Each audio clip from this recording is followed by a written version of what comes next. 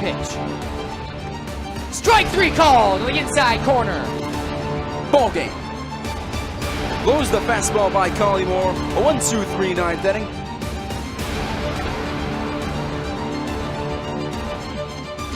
Jake Christensen is going to do everything in his possible power to help the Huskies win this game.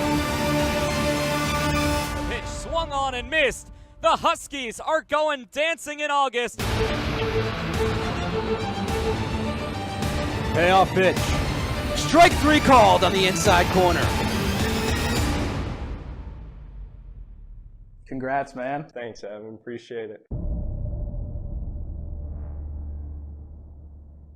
Man, you have had a life-altering week. Has it settled in yet that you are a member of the Tampa Bay Rays organization?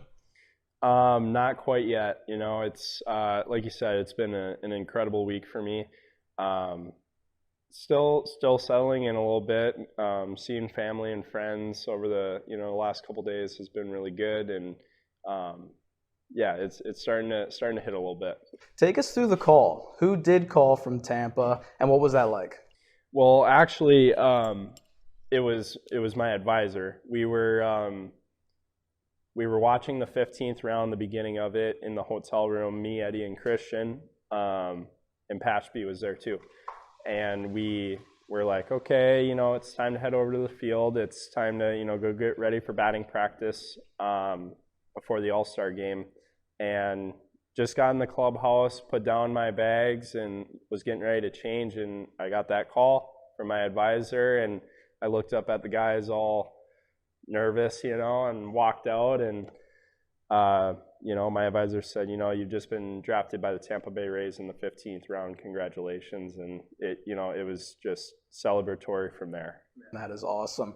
Now, for you, what do you have a message that you want to send to the Rays organization and the Tampa Bay fans before you even get there? I'm so extremely excited to be a part of the program. I know that the hard work is just beginning. Although it's taken a lot of hard work to get to this point, it's just beginning, and I'm excited to get down there and get to work. Kind of talk about that next step. What is upcoming for you? Where do you plan on starting your race career? From what it sounds like right now, I'm going to head down Sunday here, get some initial things worked out, sign, and then from there it's going to be a few weeks down in Port Charlotte in rookie ball, and meeting some new people, meeting some coaches and players, and just get to work from there. You have put so much work into your baseball career. Looking back on things, what would you tell 10-year-old Jake Christensen now? Just keep your head up, keep working hard.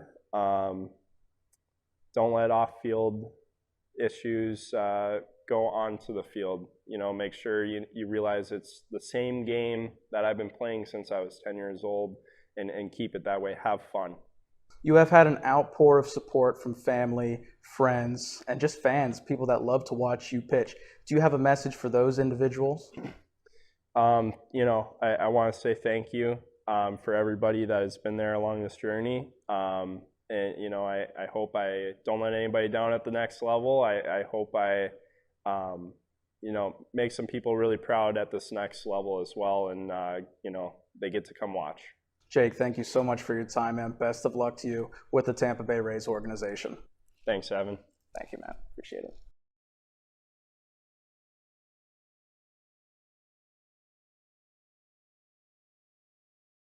And getting the crowd hyped. Early in the first quarter, it's Jamal Sanders getting a 15-yard touchdown run to put Bellefonte up early, 7-0. Their first points here in 2022, but the Rams respond. Penns Valley quarterback Jackson Romig finding Miles Brook to even things up at 7-7. As the sun went down, the intensity on the field heated up even more. This one goes off the hands of the receiver, and John Meyer picks off Trevor Johnson, and he has a massive return right here to set up the Rams. Very next play, give it off to the back, why don't you? Ty Watson gets it in for Penns Valley to get the lead, 21-20 at that point. They would pull ahead in the fourth quarter and go on to win 34-20, picking up their fifth consecutive victory against Bellefonte. Let's time to dive in some of those highlights. Both teams coming on the field here, Bishop Guilfoyle, and then you see Canton on your screen. Following a scoreless first quarter, we pick up in the second. It's quarterback Carson Kieswetter finding pay dirt from 5 yards out for Bishop Guilfoyle, giving them the 7-0 lead. He's going to go in for his second one here is Kieswetter, 8-yard rushing touchdown, extending that Marauders lead to 14-0 with 13 seconds left in the opening half. But not going down without a fight was Canton. Riley Parker, 1-yard rushing touchdown on 4th and goal to cut the deficit in half, 14-7 Bishop Guilfoyle at that point. But going for the hat trick, Carson Kieswetter, what an absolute mammoth on the field. They will miss the extra point, 20-7 Marauders there, and that would be the final score in the semifinal matchup. BG goes on to win.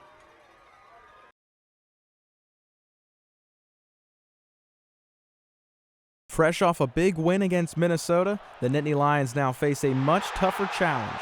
Number 2 Ohio State rolls into Happy Valley, and the Buckeyes are led by Heisman hopeful C.J. Stroud and an offense that's averaging 50 points a game. Coach James Franklin says the Buckeyes bring a ton of talent. And the quarterback, makes big-time accurate throws. It's a small window that he's able to thread the ball into, not only with arm talent in terms of strength, but also accuracy. Penn State is 4-0 at home this season, but the Lions face their toughest task yet on Beaver Stadium grass. The head-to-head series between Penn State and Ohio State has not treated the Nittany Lions too fairly over the last decade. Penn State just 1-9 against the Buckeyes during that span. And since the turn of the century, Penn State just has 1 win in 20 tries against AP poll top 5 teams. That lone win, 2016 at home versus Ohio State. The Buckeyes have scored on all 36 red zone opportunities. So when you talk about red zone offense, when you're able to run or throw the ball, that's valuable down there.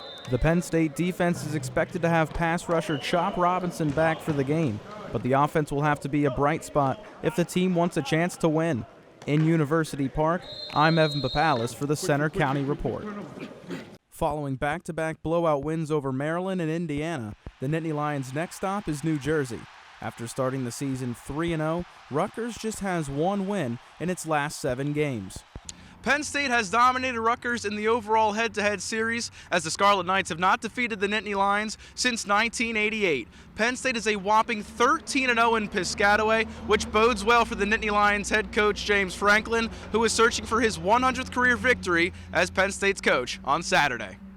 Franklin is still searching for bigger impacts from younger receivers. I think, there's some guys that have shown some good things. Malik Mega's shown some good things. Trey Wallace has shown some good things. Liam has shown some good things. I don't know if there's one guy that's totally separated himself on a consistent basis. There's been guys that have done it at times, but not on a consistent basis. But Penn State's defense has stepped up under first-year defensive coordinator Manny Diaz.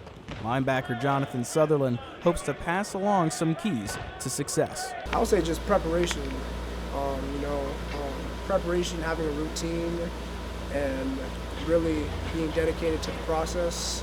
The Nittany Lions will be without Joey Porter Jr. again as he recovers from an appendicitis. Linebacker Curtis Jacobs practiced this week and could play.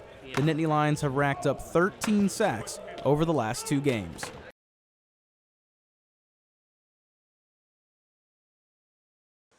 The Nittany Lions scored just 7 seconds after the opening faceoff. A 6-3 victory was in store for Penn State as it knocked off the Lakers. The Nittany Lions sit at 3-0 as the home-and-home series shifts to Erie tonight at 7.